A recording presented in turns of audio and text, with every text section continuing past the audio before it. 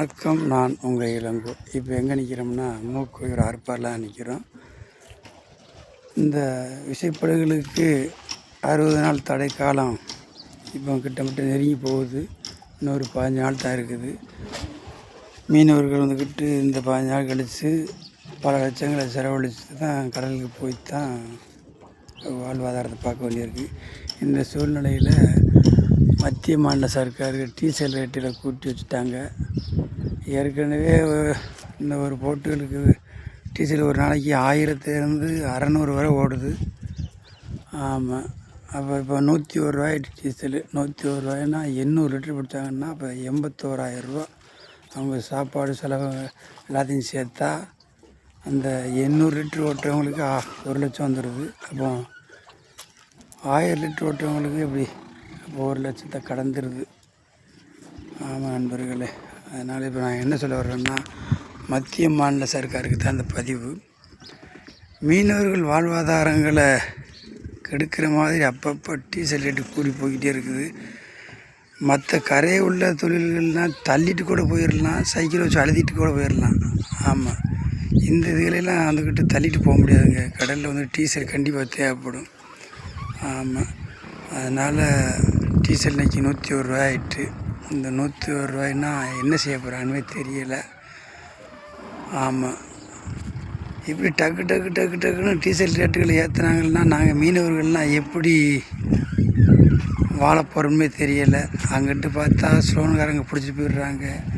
ஒரு பக்கம் காற்று இல்லை, படகுகள் உடஞ்சிருது, இல்லை மூழ்கிடுது. இப்படி மீனவர்களுடைய வாழ்வாதாரம் ரொம்ப கேள்விக்குறியாக போய்கிட்டே இருக்குது. இதுக்கு மத்திய மாநில சர்க்கார் வந்துக்கிட்டு மீனவர்களுக்கு நிதி ஆதாரங்களை ரொம்ப கொடுத்தா தான் நாங்கள் வருங்காலத்தில் பிழைக்க முடியும் போல். இந்த பாருங்க, கேண்டியெல்லாம் எப்படி பழுதாயிருக்கு பாருங்க. இதெல்லாம் எப்படி சாலாம்பரம் கிடக்குது. பூரா சரி பண்ணி ஓட்டுக்கு முன்னே வெகுபாடாயிருமுங்க. பணத்தை அள்ளி இறச்சா தான் தாங்க எப்படி வேலாது போட்டிருக்காங்க. அதனால் இந்த டீசல் ரேட்டு கூட்டிகிட்டு மக்கள் என்ன செய்ய போகிறாங்கன்னு தெரியல. இந்த ஸ்டேக்கு முடிஞ்சு இன்னும் ஒரு 15 நாள் 16 நாள் இருக்குது. இந்த இது முடிஞ்சது கடலுக்கு போய் தான் அவங்களுக்கு லாபமாக நட்டமானு தெரியும். அதனால் மீனவர்களுடைய வாழ்வாதாரம் ரொம்ப கஷ்டமாக தான் இருக்குது. எப்படி வாழ போகிறோம்னு தெரியலை. இந்த தடைக்கால நிவாரணங்கள், இந்த ரப்சீசன் காசுகள், இந்த இதுகள்லாம் மீனவர்களுக்கு உயர்த்தி வழங்கினா தான் ஏதோ நாங்கள் சாப்பிட முடியும் போல் அந்த மாதிரி சூழலுக்கு வந்துட்டோம். அதாவது ஒரு பழமொழி சொல்லுவாங்கள்ல, இதை கனவு கண்டா ஒருத்தருக்கும் சொல்லாத.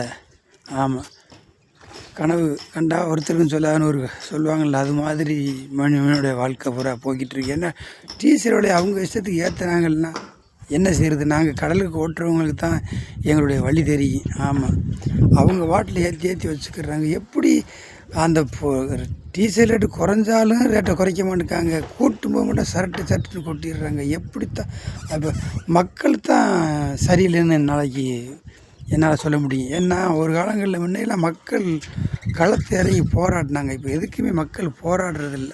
ஆமாம், ஏன்னா போராட்டம் கூட அவங்களுக்கு ஒரு வேதனையாக தெரியுது. எனக்கு தெரியல, மக்கள் இப்போ சோம்பேறி ஆகிட்டாங்கன்னு நினைக்கிறேன். ஆமாம், மக்கள் எதுக்குமே இப்போ இறங்கி போராட மாட்டேங்காங்க. அதனால தான் டக்குன்னு எல்லாத்தையும் அரசியல் கூட்டிடுது.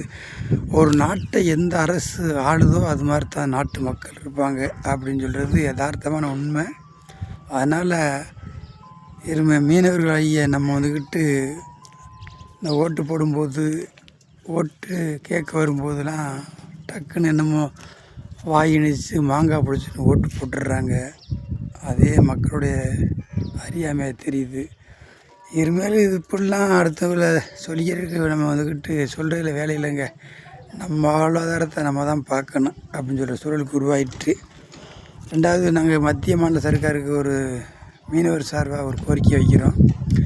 தடைக்கால நிவாரணங்கள், ரப்சீசன் காசுகள், இந்த ரேஷனுக்கு போடுறதெல்லாம் எங்களுக்கு கூட வழங்கினா எப்படியோ நாங்கள் இருக்க மட்டும் சாப்பிட்டுட்டு செத்து போவோம்.